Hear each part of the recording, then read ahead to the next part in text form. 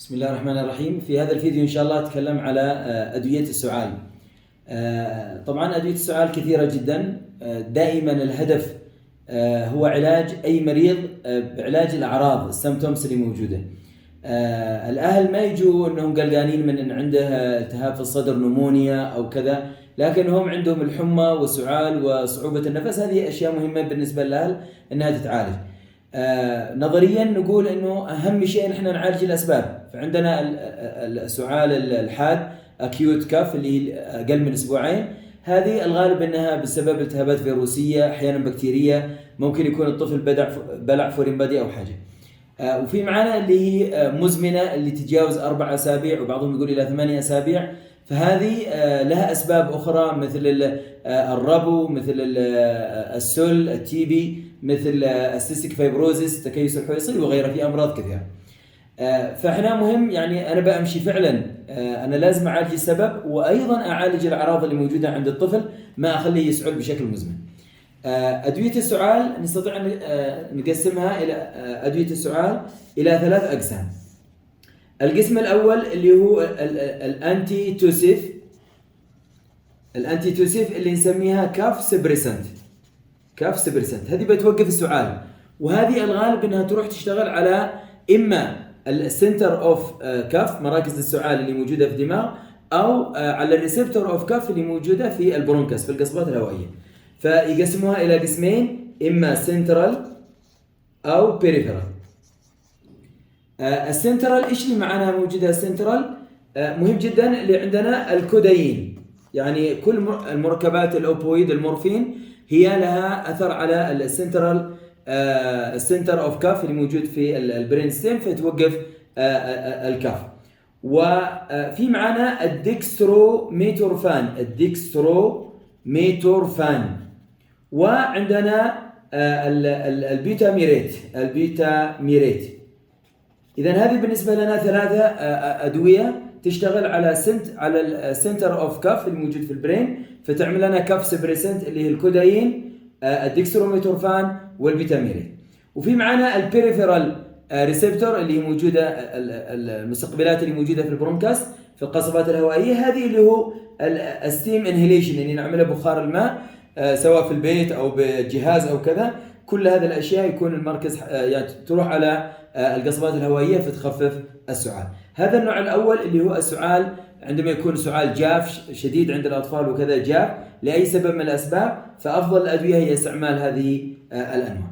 القسم الثاني اللي هو الاكسبكتورانت. اكسبكتورانت يعني معايا الان سعال، الطفل يطلع بلغم لكنه ينكتم من شده البلغم، ما يستطيع انه يخرج البلغم. فانا ايش اقوم اسوي؟ عندي طريقتين، اما اعطي اكسبكتورانت. الاكسبكتورانت هذا مهمته انه يزود كميه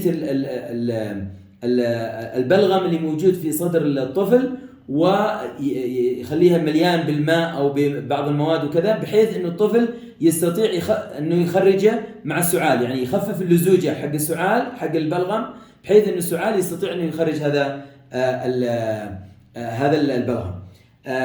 النوع المشهور اللي هو الجايفينيزين. الجايفينيزين هذا هو اشهر نوع للاكسبكتورانت. اذا الطفل يسعل ونحس ان في بلغم في صدره، بس الطفل ينكتم من البلغم مش قادر يخرجه، فانا بساعده في اخراج البلغم هذا باني اعطيه ادويه تخفف لزوجه هذا البلغم ويكون رطب زياده فيخرج على طول. اشهر مثال الجايفينيزين. طبعا انا جايب انواع كالعاده، جايب انواع ادويه ان شاء الله ونشوفها ونعرف الفروق بين كل نوع. النوع الثالث اللي بنتكلم عليه اللي هو الميكوليتيك. النوع الثالث الميكوليتيك، واظن من اسم هذا الميكوليتيك معناه انه بيذوب البلغم، في موجود بلغم، الطفل هذا عنده بلغم وزياده ويستطيع انه يخرجه، او الاطفال الصغار يبلعوه، فانا اريد اذوب هذا البلغم. ميكوليتيك اي تذويب للبلغم. وهنا عندنا انواع كثيره، واشهرها البروميكسين، البروميكسين، والامبروكسول، امبروكسول، والنوع الثالث اللي هو الاسيتايل سيستين، اسيتايل سيستين. طبعا هذه الانواع اشهر الانواع، ولا في هناك انواع موجوده كثيره سواء من الانتي الكاف سبريسنت او من الاكسبكتوران أو الميكوليتيك، لكن هذه أشهر الأنواع. وإن شاء الله الآن نبدأ نتكلم على الأدوية اللي موجودة فيها هذه المواد. أشهر مثال اللي هو التوسيفان. التوسيفان لو جينا نشوف المركب تبعه بنشوف إنه فيه الكودايين، مركب الكودايين اللي هو يشتغل على السنترال أكشن، وحاطين بجانبه أدوية أخرى الكلورامفينيرامين والفينيرفرين والإفيدرين، كلها من أجل الزكام والتحسس. فهذا الأساس اللي هو الكودايين كف سبريسنت يروح على المركز. في معنا الفلو أوف في الديكستروميتورفان، لو شفنا في الديكستروميتورفان، وفي أدوية أخرى مثل الكلورامفينيرامين والسودوإفيدرين والباراستامول، فموجود معنا الديكستروميتورفان. إذا الطفل عنده سعال جاف ما فيش أي بلغم ويزعج جدا ويبكي من شدة السعال، فممكن نعطيه الديكستروميتورفان اللي موجود في بعض الأدوية، أو الكودايين اللي موجود مثلا في التوسيفين أو الفلوف. في أدوية أخرى مثل التوسيماكس موجود في الديكستروميتورفان، لكنهم حطوه بجانب حاجات ثانية، حطوه الجايفينيزين، فكأنه يقول أنا بساعد البلغم هذا اللي موجود أخليه يخرج، يحصل له اكسبكتوريشن، وأخفف كمان السعال من المركز. فهذه الأدوية جمعت نوعين من الثلاث الأنواع، هذا اللي هو سنترال أكشن كاف سبريسنت، والنوع الآخر الجايفينيزين اللي هو الاكسبكتورانت. طبعا بعض الدكاترة يقول لا ينصح باستعمال الأدوية اللي فيها مركبين، لكن من خلال التجربة أنها فعلا فعالة وتجيب نتيجة حلوة. في معنا التوسيفين له نوعين، الأخضر والأحمر. الأحمر اللي فيه الكودايين، فهو بيشتغل أيضا على السنترال أكشن، الكودايين هذا هنا، ونشوف فيه الكلورامفينيرامين، وفيه الجايكوليت اللي هو مثل الجايفينيزين، فيه البوتاسيوم ستريت والصوديوم ستريت. هذه أيضا هي من الأشياء اللي هي تعمل لنا peripheral action للأنتي كف.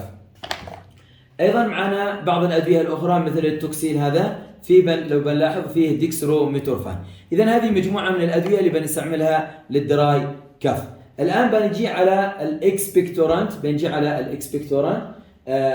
الجايفينيزين احنا شفناه في بعض الأدوية فيها الجايفينيزين مثل التوسيماكس، فيه الجايفينيزين وفي معنا الديكستروميتورفان. فإما أنه الجايفينيزين هذا يكون الحالة، أو أنه يكون مع الديكستروميتورفان، والأفضل إذا نشتي نستعمله از إكسبكتورانت إحنا ندور على الأدوية اللي هي الجايفينيزين لحالة يكون أفضل. النوع الثالث من الأدوية اللي هي الميكوليتيك اللي تذوب البلغم.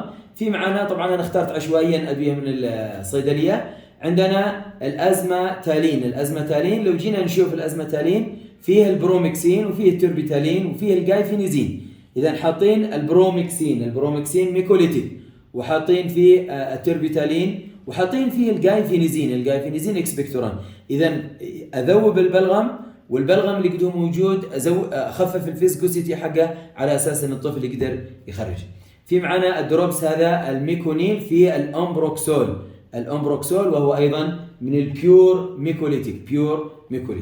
في معنا كمان الان اسيتايل سيستين اللي هو موجود مثلا في الاسيتايل سيستين، ونذكر ان هذا كمان انتيدوت حق البارستامول، مضاد للتسمم بسبب البارستامول. اذا الاسيست موجود منه شراب وموجود منه ابر نعملها في التبخير ايضا. كل هذولا الاكشن حقهم ميكوليتيك، يذوبوا البلغم، يساعدوا في ذابة البلغم. في الأخير في عندنا أنواع كثيرة من الأدوية اللي هي عبارة عن أعشاب، يعني الأعشاب أثبتت فعاليتها بشكل كبير جدا.